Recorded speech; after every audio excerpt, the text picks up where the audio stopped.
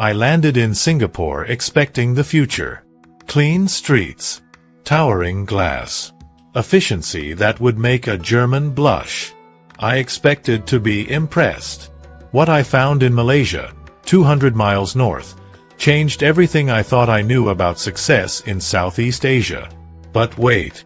Before we begin, please subscribe to ensure that you never miss out on any of my essential stuff. Comment "I subscribe" below, and I will personally welcome you to our community. With that said, let's get started.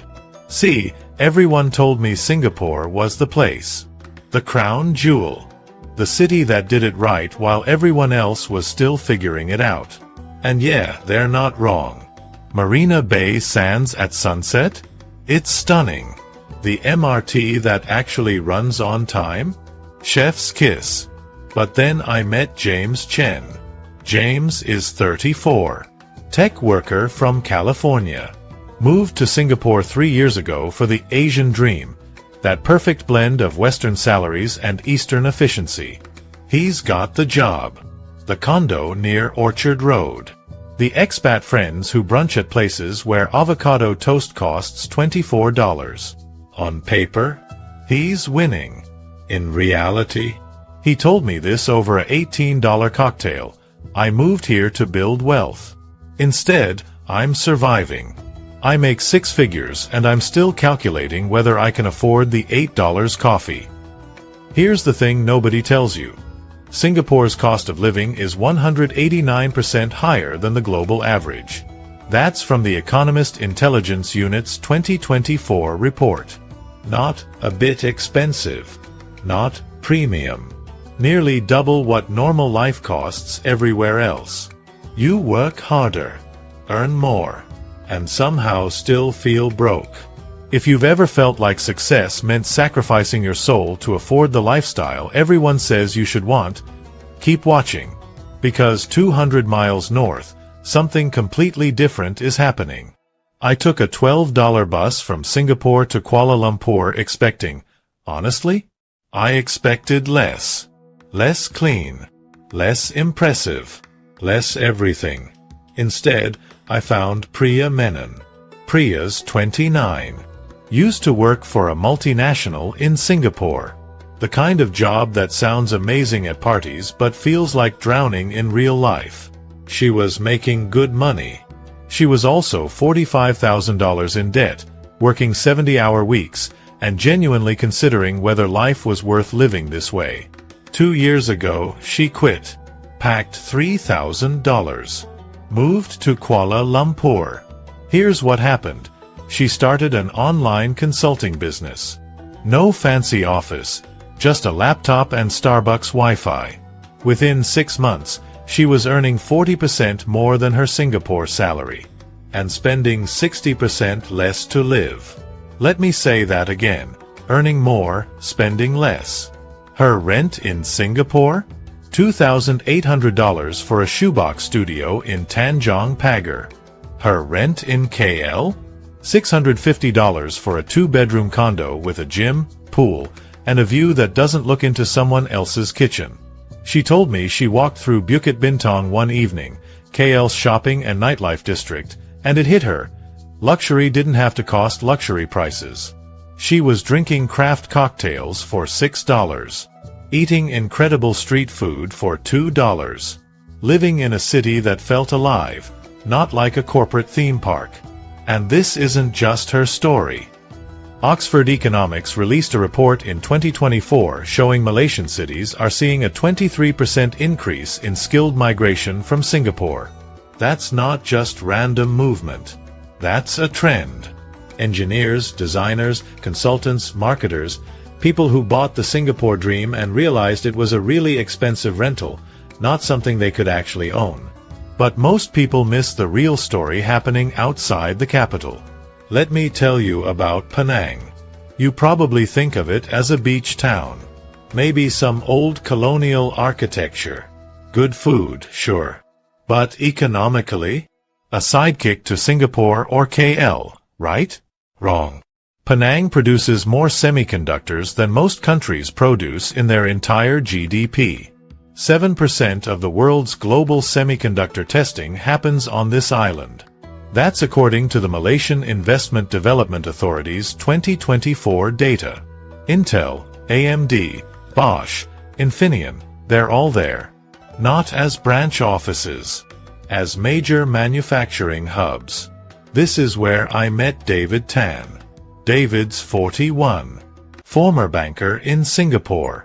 He was pulling $200,000 a year, which sounds incredible until you realize half of it went to living expenses and another chunk disappeared into childcare that cost more than most people's mortgages. He moved to Penang 3 years ago. Same remote banking job. Same salary. Completely different life. He works from a cafe overlooking the beach. His 2 kids go to an international school that costs 1/3 of what Singapore international schools charge. His wife started a small art studio because they finally had the breathing room to do things that didn't directly generate income.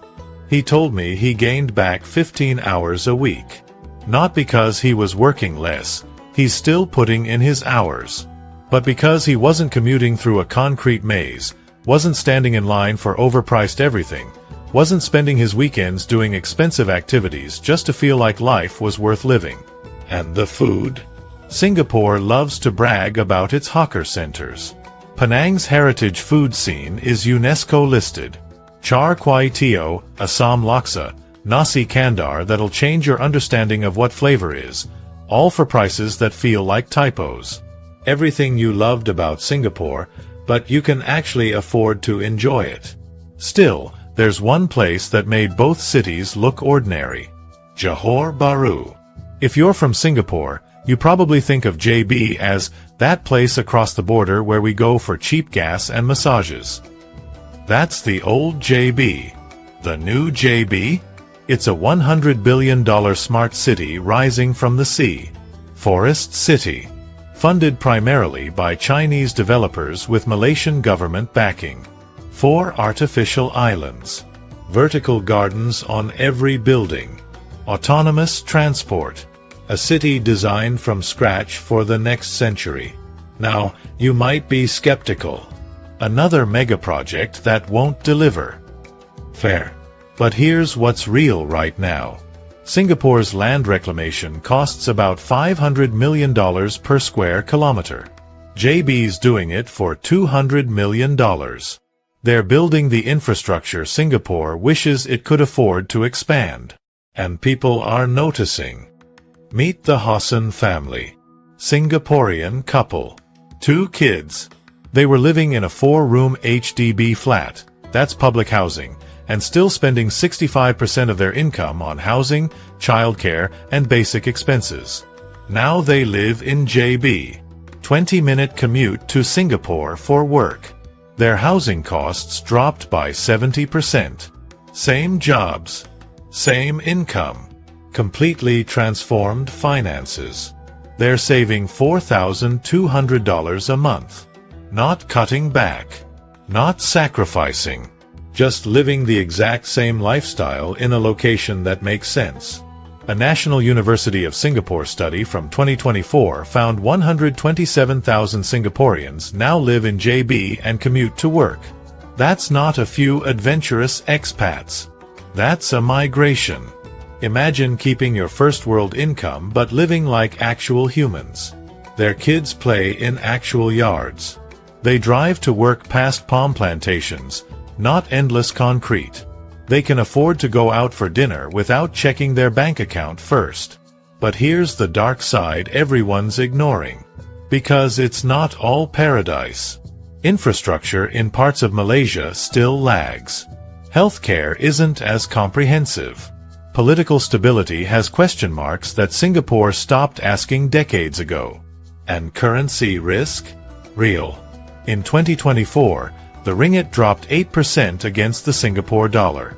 If your income is in ringgit but you travel frequently or have international expenses, that hits.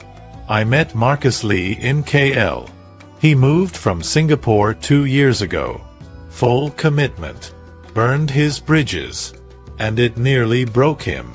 He didn't research visa requirements properly. Overstayed. Got fined. Faced complications getting banking sorted. Ended up in a legal gray area that took 8 months and $12,000 in lawyer fees to resolve. His lesson? Paradise has paperwork. The IMF's Malaysian Economic Outlook 2025 identifies 3 key risk factors: political transition uncertainty, infrastructure development gaps, and currency volatility. These aren't deal breakers, but they're real. So what's the smart move? The hybrid approach. Keep your Singapore job or income source. Test Malaysia for 3 to 6 months. Maintain your Singapore ties. Don't burn bridges, build more bridges. Rent in Malaysia before buying. Work remotely if possible. Diversify your income so you're not dependent on one currency. Because if you do it right, here's what nobody's talking about. This isn't really Singapore versus Malaysia. It's the 20th century Asian miracle versus the 21st century Asian reality. Singapore was built on control, efficiency, sacrifice. You trade freedom and affordability for safety and order. And for decades, that was the best deal in the region. Maybe the world. But Malaysia?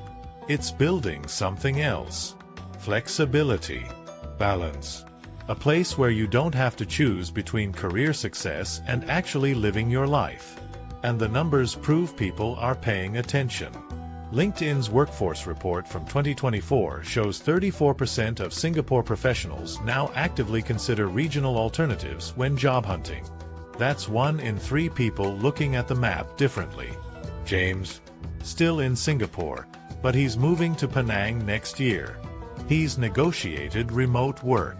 Priya, her business hit 7 figures last year. She's opening a second office in Bangkok.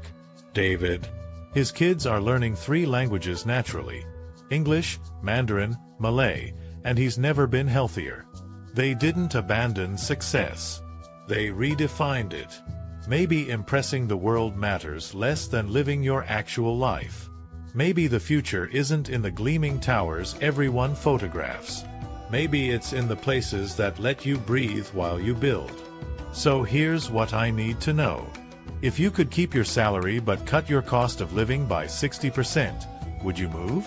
Or is there something about Singapore that Malaysia can never replicate? Comment, stay, if Singapore's still worth it.